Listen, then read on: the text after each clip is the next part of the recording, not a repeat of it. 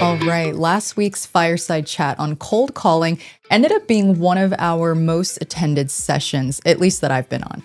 We had our guest, Stephen Young from Nexus Sales Group, touch on things that most MSPs are dealing with every single day, especially the frustration of doing outbound and feeling like nothing is working. He talked about how you show up on the call and how important your tone and delivery is, the confidence in your voice and how you sound before you even get to the point. A lot of times it's not the offer at all. It's the energy that's coming through the phone. The tight, rushed, nervous delivery gives it away before you can even finish your first sentence. People can sense the energy over the phone. And so if you're not confident sounding going into the call, it's going to show. And if you're getting rejected a ton and have commission breath, that's also going to show. One tip that he shared was to smile when you're on the call. People can hear it.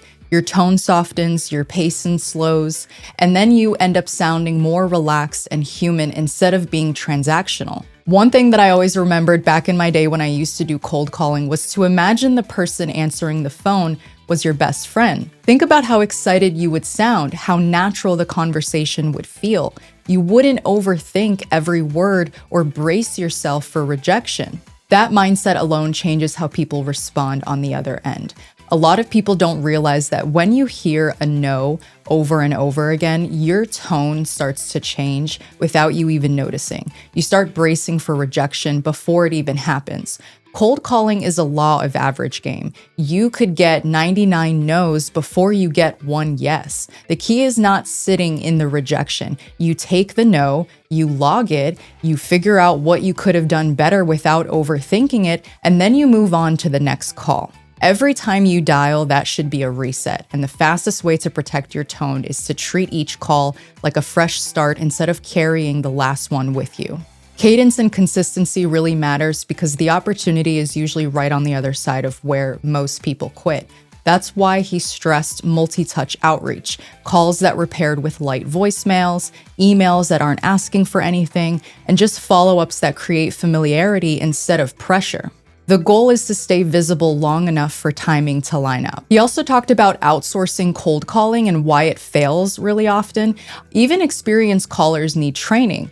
And so tone, wording, and confidence need constant adjustment. One bad caller can burn a list and damage reputation faster than most people realize.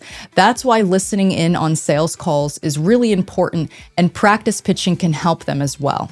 I think the most honest part of the whole conversation was that if you're waiting for the perfect time to start outbound, it's probably never going to happen. The marketing machine is never fully built. You just have to start, practice, and be willing to sound awkward at first. And that's okay. That's part of the process. That's all my campfire thoughts for today. If you missed this last fireside chat, make sure you catch the next one. Who knows if we'll have another special guest on there. Thanks for watching, guys. We'll catch you on the next one.